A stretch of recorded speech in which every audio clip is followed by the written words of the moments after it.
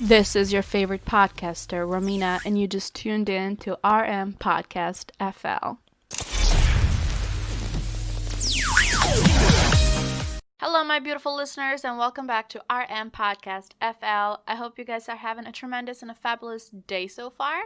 I want to thank you so much for tuning in, and also welcome to the continuous episodes. I know we had about a month and a half break, you guys, with the summer being around the corner and with me trying to do 100 things at once, but we're back on track to episodes every Tuesday, which is phenomenal.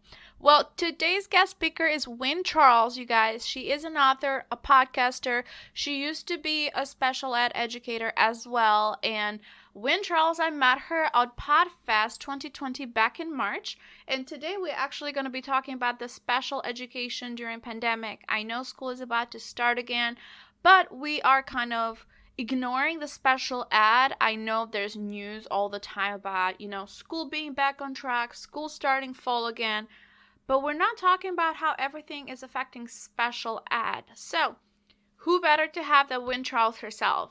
Wynn Charles, she was diagnosed with cerebral palsy since she was born, and she explains it very good to what that is. And I will go ahead and attach all the information, how you guys can get a hold of Wynn, and actually go ahead and reach out to have a conversation. She has some of the most amazing books, you guys, on Amazon as well, and her way of seeing life, like the lens that she sees life, it's an amazing lens, honestly. Like, I don't know how else to describe it. A lot of people sometimes put health issues, or a lot of people sometimes put things that happen in their life to put them down and use them as excuses. But Wynn does like completely the opposite, and that's why I just love her. So Wynn, if you're listening to this, thank you for being on the show again. And without losing any time, let's dive right into today's episode, you guys. Enjoy!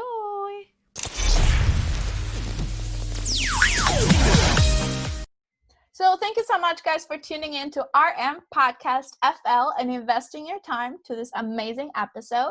And I feel like I say this in every episode, but today's speaker is a special one too. I mean, it keeps getting better and better, you guys. If you listen to episode 1 with now, it's a whole different ballgame. So without any hesitation, I would love to invite Wynn Charles to today's episode. Hi, Wynn. How are you today? I am perfectly fine, and welcome to this crazy journey.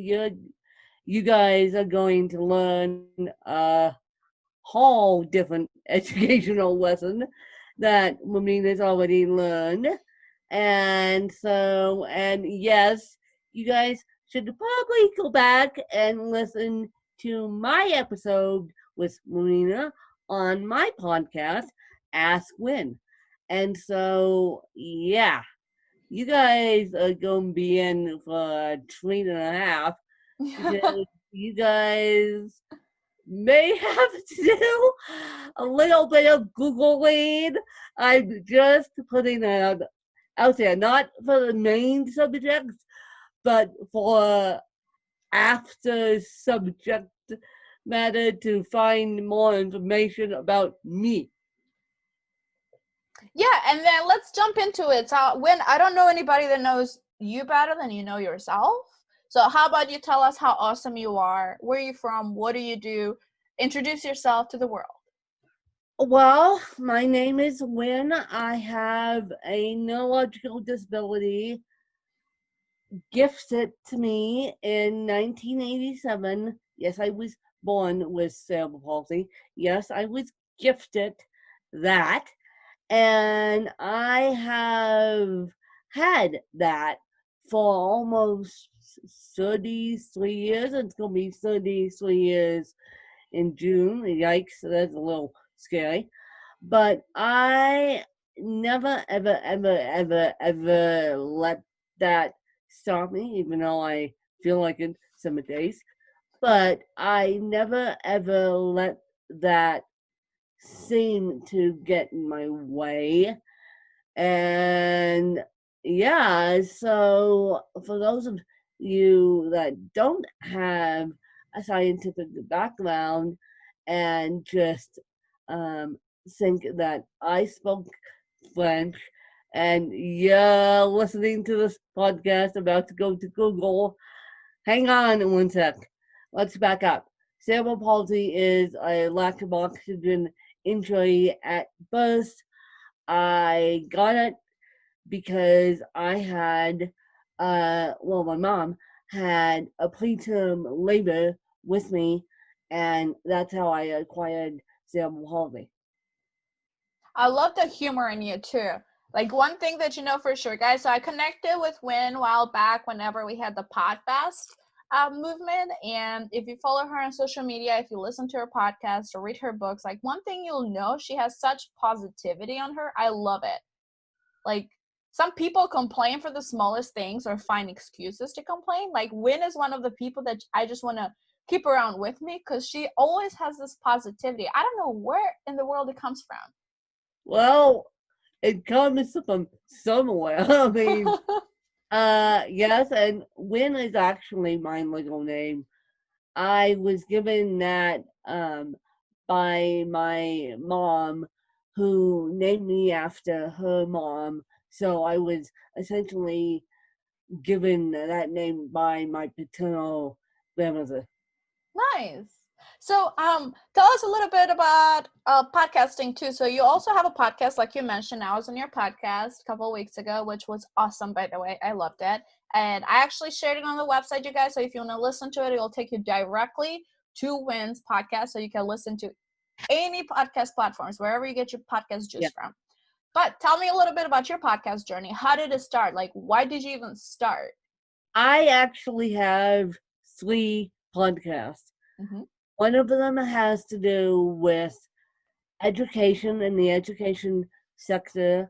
It's called The Amazing Voices of Teachers.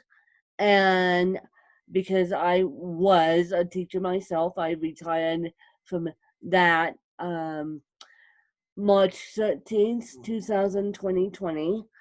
And I essentially got laid off my job. But so I retired from teaching. And so my second podcast is called The Artwork of CP with my girlfriend who has CP, opposite end of the spectrum of CP. And so we talk about CP related, cerebral palsy related stuff um, that we are facing as 2 disabled women. And then my third and biggest show is Ask Win, where I interview people. Awesome. And what made you start the podcast? Did you just had a lot to say? And we're gonna get to it. Like you have a lot of books, which is amazing, by the way, you guys. We'll go through that too. But why podcasting? Because you already were on the book like publishing platform. Did you just want to get to the audience more like faster and quicker? After I published my original book, I win, which yes could be found on Amazon, you guys. I thought, okay, great. Now I hit the publishing button. Now what am I supposed to do? So at the time when I was writing that book, 10 years, it will almost be 10 years ago now, you guys. 10 years ago, I was following a woman out of the UK by the name of Joanna Penn, and she hosts a podcast called The Creative Penn, PENN, and um, so that's how you spell it. But I was following her and getting the motivation to write my book and figure out, okay, how am I going to publish the book? The next thing I know, I'm done. I'm finished the book. I published it. I figured that one out. And then I'm like, well, maybe I should type in the words cerebral palsy to Apple Podcast at the time. And I'm not kidding, Marina, when I say nothing came up. And I thought, bingo, let's hone this niche. Let's do it, because what I have learned over the years with having cerebral palsy and facing cerebral palsy is it's unknown disability. It is a unknown disability. Kids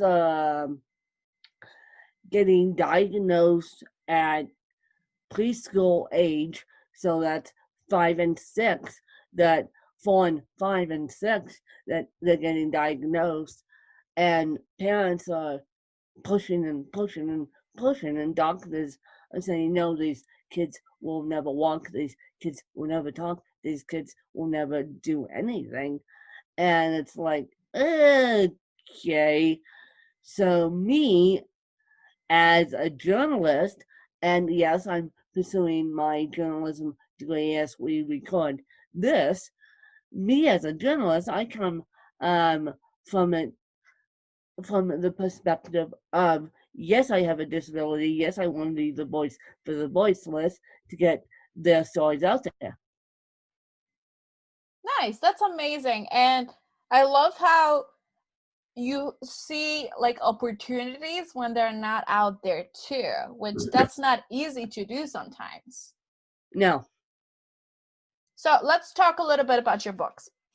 With just a quick Google search, you guys, you should be able to find all this information. But if you're lazy, it's okay. I'll tell you and I'll attach all the books and the details. So first and foremost, Smile with Dictation. I think that's an awesome book because it talks about the journey of actually talking with dictation system. Is that correct? Yes. I wrote that book after I come a win because people ask me, how do you do it? How do you do it? And so I broke it down into steps as to how to write a book using speech dictation. Amazing. And another one, it's A View from My Hills, which I found this very interesting. It's a beautiful story, and you empower others to launch their business and have nothing stop on their dreams. And you actually, again, your humor shows on the book as well, because you say your hills need to be so awesome that when you go through the airport, it needs to make Yes. the metal detector go Yes, off. yes, exactly. Now, I wrote that book after writing I Come a Win because I needed a emotional and physical break from talking about me and talking about death and well, talking about death of my mom.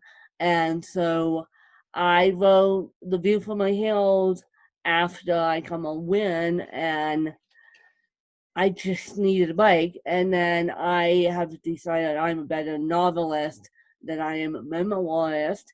And so I'll continue to do that. And yeah. And I know you keep mentioning a little bit about I Win, and then guys, she's talking about the book I Win, My Journey with Cerebral Palsy in a Non-Disabled World, which I love it because you say non-disabled world because a lot of people sometimes would just, I think it's all about perspective.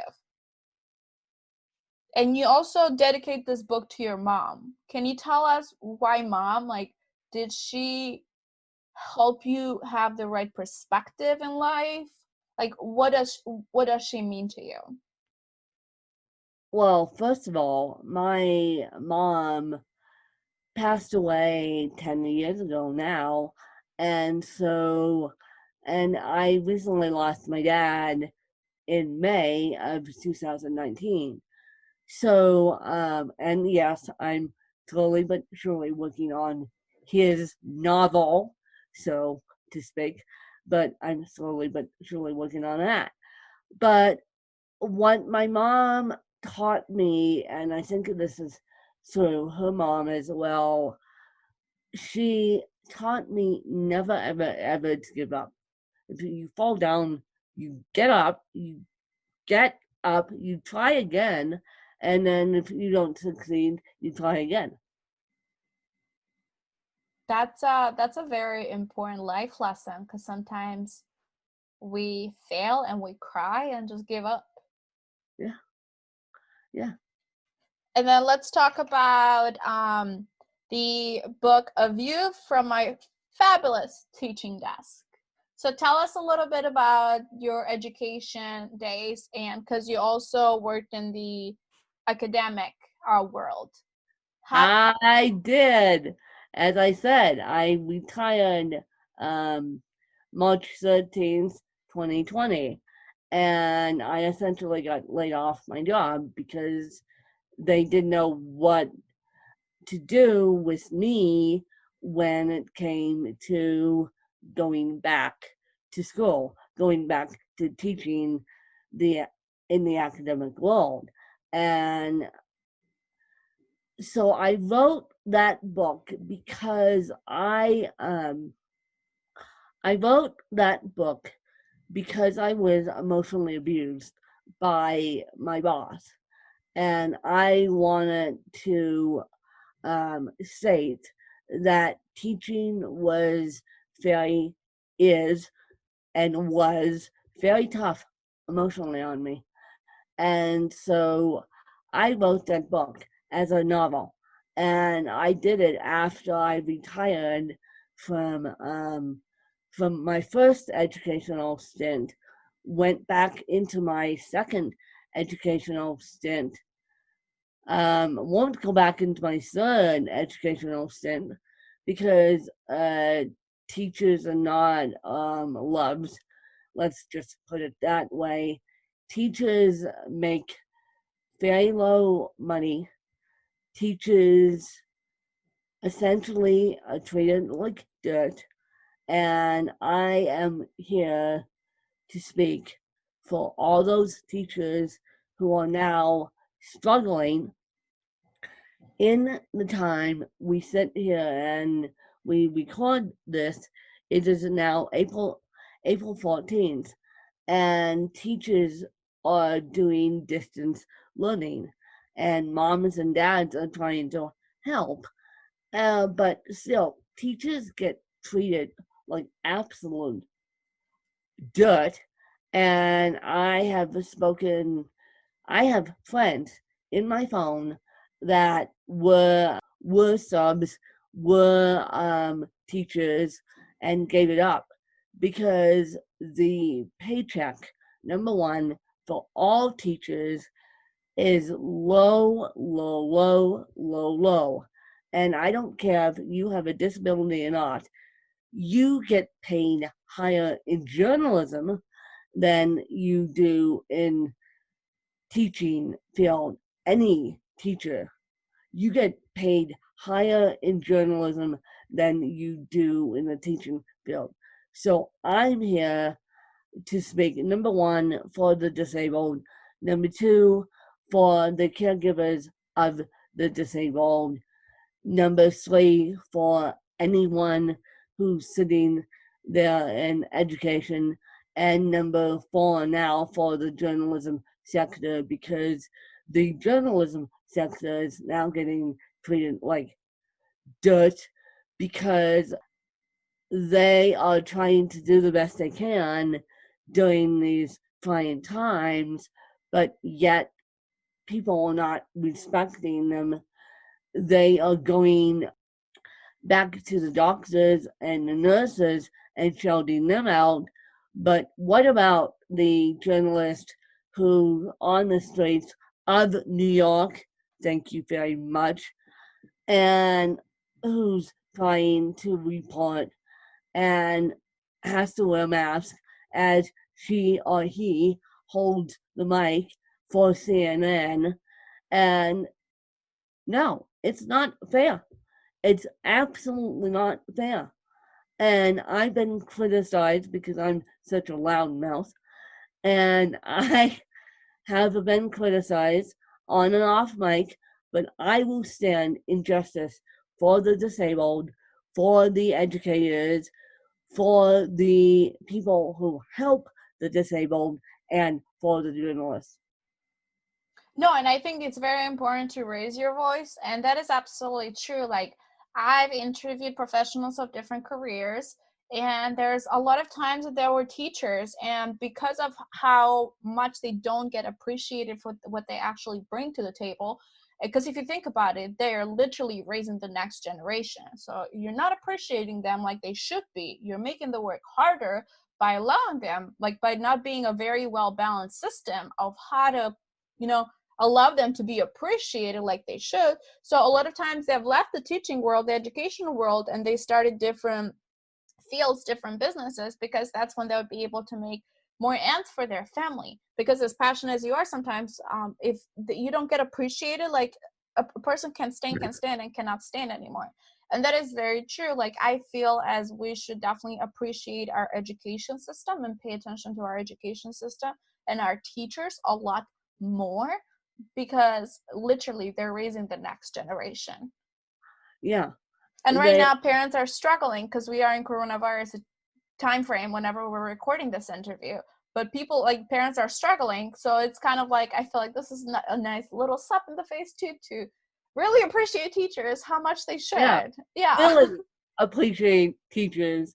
And I'm sitting now watching parents struggle, and I'm sitting there watching caregivers struggle beyond belief for the disabled, and yet they're not getting thanks. And I'm not talking about the caregivers that come in on a daily basis. I'm talking about the sons and daughters who are now helping their own parents, and I'm thanking them left, right, and center. And of course, they are looking at me. My own team is looking at me like, "You're actually thanking us? What did we do?" And I said, "No." And so, yeah. And so it's a real interesting time, but I'm happy with the decision I made to get out of the teaching field. And I know we're talking about adult topics a little bit, but also let's not forget, Win, that you also have a children's book. So tell us about that. How did that idea come about? I do. Marigold Learns to Fly is a book about a butterfly, and this butterfly is differently able, and that came about because I wanted to write a children's book, and then after I get my journalism degree, I'll be working on a second children's book that's been on my heart for many, many years, and I already have the title for that. Already have the subject matter, and yeah. Nice, that's awesome. So as you kind of can tell, guys, Win has done a lot, is doing a lot. Nothing can stop her. So I wanted to ask you, what motivates you? Because it feels like nothing can hold you back. My fan base motivates me, and and after my journalism degree, I may go back and get a psychology degree or a house coaching degree. It's looking more like house coaching more than psychology. And so, but that's definitely after my journalism degree. But my fan base motivates me, and my team behind the scenes really motivates me. And for those of you who don't necessarily chime in on Facebook, for those of you who don't necessarily, you're hiding behind the scenes, but you still love me. Um, that's what motivates me. It's not, I don't need the big ticket tape parade here to get up and get going. I need the love and support to get up and get going. And for those, and I'm sorry if I get emotional, for those who really don't understand what I'm going through, and for those who really don't understand CP, it's your loss. It's your loss, because my aides come in with no training whatsoever on how to deal with CP. I train them. My stepmom and I train them, and my mom and dad, when they were alive, they also trained my aides, and my dad more than my stepmom when he was alive, but now it's my stepmom and myself training my aides. And so, for those of you who are sitting here listening to this, I think that we have a lot of work to do on the educational front, because now the education system is getting so screwed over because of this world epidemic that we're sitting through, and people are forgetting that the kids in the special ed system are getting so screwed over because they are not learning as quickly as their classmates, and they can't even hold themselves up willingly to sit via Zoom unless they're in a wheelchair or specialized seating. And they are getting so screwed over. It's not even funny, and I am here to advocate for those guys until the day I can't do it anymore, and then someone has to take over for me. But I I don't think people really understand until you get to know a person with a disability. I don't think you truly understand what's going on, and I don't think I know that the school system will change. I know that the school systems all across the country are now opening up in the fall, but I still think the struggle bus is going to be real for the kids in special ed. And I honestly hope everything has gone on to as a good wake up call, because unfortunately we were unprepared for a lot of things that this virus brought to us. And we're not talking about just America, we're talking about nationwide. Like, I feel like it's a good wake up call. I hate to see it that this is what we needed for a good wake up call to change a lot of things, but I really hope that this is a good lesson for the greater good. I do too, but at the same time, those high quality educators like myself are not stepping back into the classroom. They are turning on their heels because the education system let them down, Failed them. failed them. And who's going to really help the special ed system if um, the high quality special ed teacher, or even a sub, quite frankly, who's not trained in special ed, um, won't turn around and walk back into the classroom? That's I actually didn't like, I looked at things from as an outsider again. I didn't look at the exact specifics. I look at how families are getting affected, how workplaces are getting affected. But I like, just the conversation with you is kind of broadening, like exploring to a different perception that I didn't think of.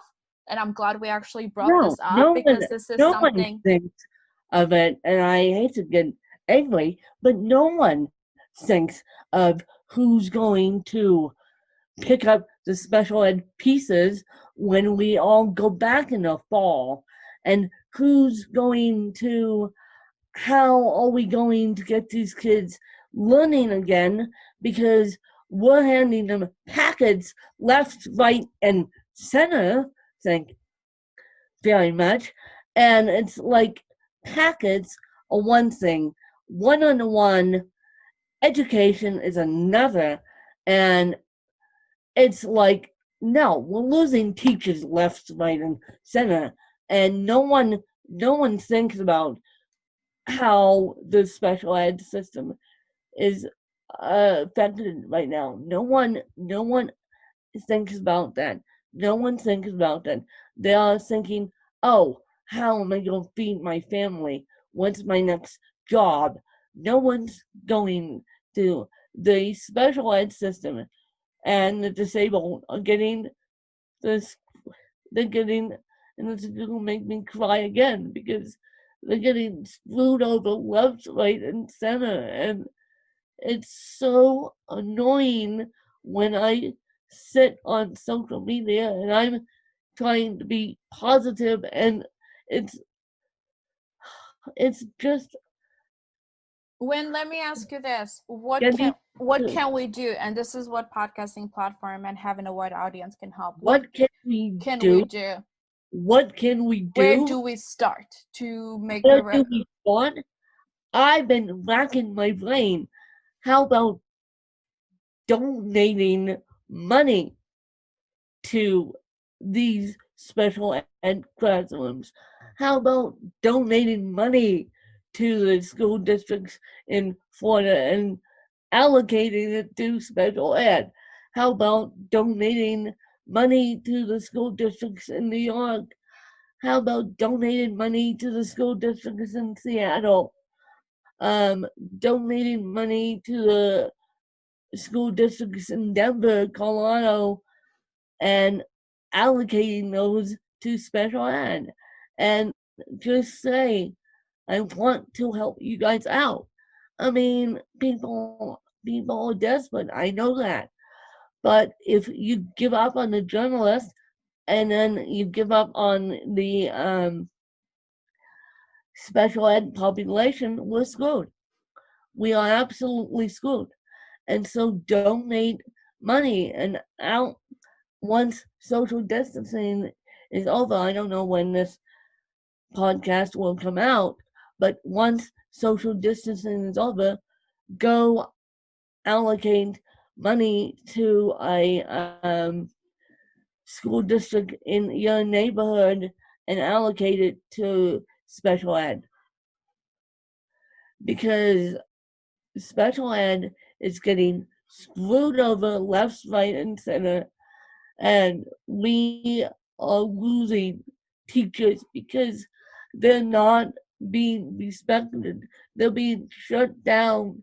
They're being laid off, and and so that impacts the kids, and it just impacts the kids and the parents, and um and it just impacts everyone. And how are we going to bring up this next generation of special ed kids if the education system is letting them down?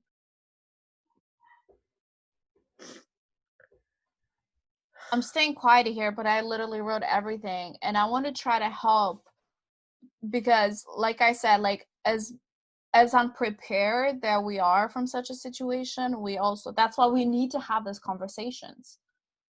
Like we need to talk about this kind of things because it's unfortunate, but this is where we're at. And what I want to do, you guys, is that I want to push you and I want to please ask for your advice wherever the audience is from. Like Win said, look, go ahead and allocate like the foundations or the centers in your hometown and try to help with donations towards special ed education, because I mean, Win is firsthand experience with everything going on to how this affects her. And it's It unfortunate truly that does. we're here, but It truly does. I I know several people, including educators, that got laid off, and um, they're certainly getting back up on their feet. But when schools open up in the fall, I want you guys to allocate. There is a autism school um, in Jacksonville, Florida, and I'll find it and Facebook Mooney Message it. Yeah, perfect. message it. And so I want you guys to donate to that autism school, because I want to support autistic kids.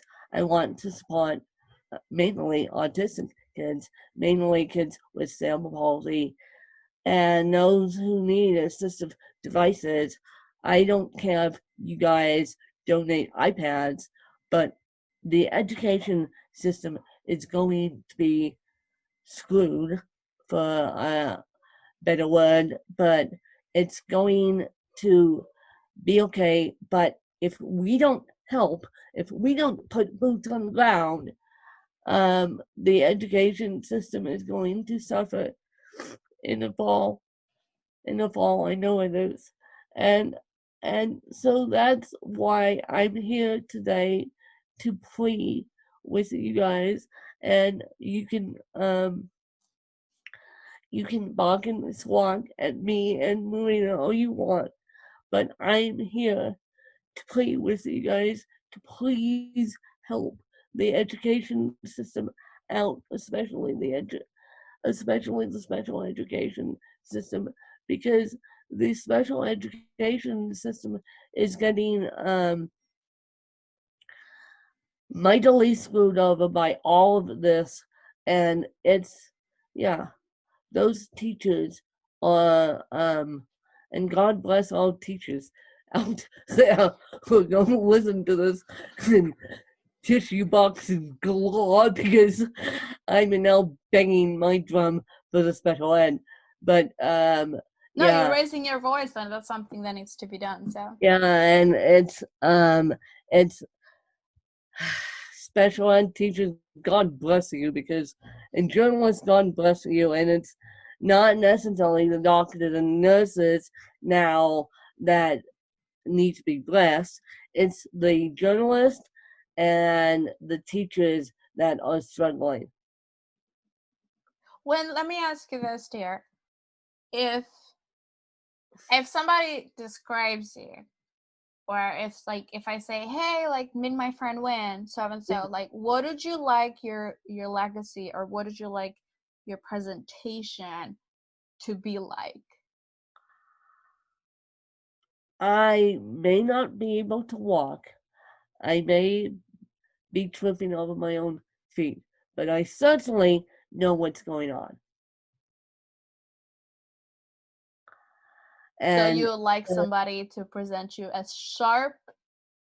yes, yes, please, as sharp and as to know what's going on. And no, absolutely. I mean, we connected a while back. We had a couple of conversations so far. For sure, you know what's going on. Like you're always up to date with everything, and I feel, and I want to thank you actually for raising your voice and bringing up such a topic that is not talked about. It's not highlighted like it should be, because not a lot of people, like I myself, I'm uneducated, I'm ignorant when it comes to this topic. As much as I hate to say it, but it's kind of like that. The more like once I learn one new thing, then I'm going to dive in and learn a lot more. So I want to thank you for actually bringing up this topic, because as much as I hate to say I don't know a lot about it, that's when I want to learn more and I want to help a lot more. And once you send me the link, I'll go ahead and attach it on the details, as well as attach it on Facebook and all social media platforms for people to actually start going ahead and helping with this issue, because it's an issue that definitely should be highlighted and should be talked about. And yeah, and I know that it's an issue that's near and dear to my heart, because I am a special ed kid. But I just think that it's going to be one of those situations that, well, I'll go be okay, but the special ed is struggling. So when you guys get back up on your feet, go into a special ed classroom and volunteer, or go hug a special ed kid and see what they can teach you. Thank you for sharing that. I I volunteered before when I used to live in Atlanta, but I haven't volunteered in a special ed classroom in quite some time. And we're talking about 6, 7 years ago that I did that last. But no, we definitely, I think we should all donate time or donate money. Even better, donate a assistive device. Donate an iPad. And Win, let me ask you this: what's a project that you're aiming to work towards right now, Get my besides making a whole new revolution out of special ed education, which I think is phenomenal, and I think we should all support it. And I definitely want to do more research actually on that. to get my journalism degree and possibly get my psychology degree or my house coaching degree. I haven't decided which. I'll let you guys know in the next couple months here. But my goal right now is to go towards my journalism degree. And my last and final question, we all know this is my favorite question too. What is your definition of success? What is Win's personal definition of success? My definition of success is when you don't judge a book by its cover. When you ask a person how they are, I keep asking my team every single day how they are, and the response I get is, "That's very kind of you to ask." I'm like, "No, it's not." But no, it's not very kind of me to ask. It's a common courtesy. And people have known me that all after I bang the drum, I'll ask how they are. I'll say good morning.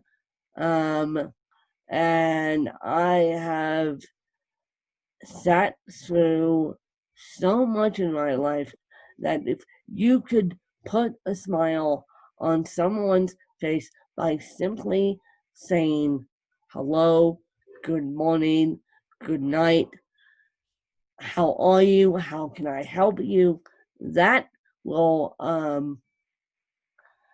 make a person feel better. That will make a person feel a lot better. That will just brighten their spirits. That is so true, especially at this times. Like I started doing I would message my close friends and my family. I would just say roll call, how are you today? Like even just that small thing like starts a conversation and make sure to check on your people, to check on your circle. It's helpful. Like I do that and they expect this about 10, 11 a.m. If I don't do it, they'll tell me roll call, are you okay? Yeah, exactly. Local, are you okay? Yeah, I say roll call, how are you today? Yeah, What's new and exciting? local, how are you today? No, what I've been doing with my fan base is I've been saying, "How are you? Tell me honestly." Yeah. And been saying good. They've been saying I'm okay. So just Yeah, ask definitely check on one another. how That's important. how, and even after this chaos, just simply asking people how they are will change people's attitudes. Oh no, absolutely. I absolutely think so.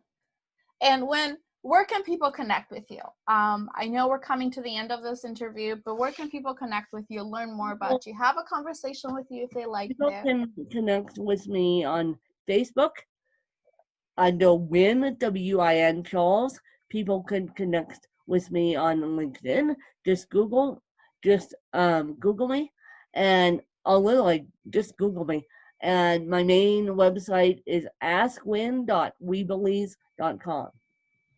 Awesome. And you guys, I'll attach all the information for Win here, so you can definitely connect with her.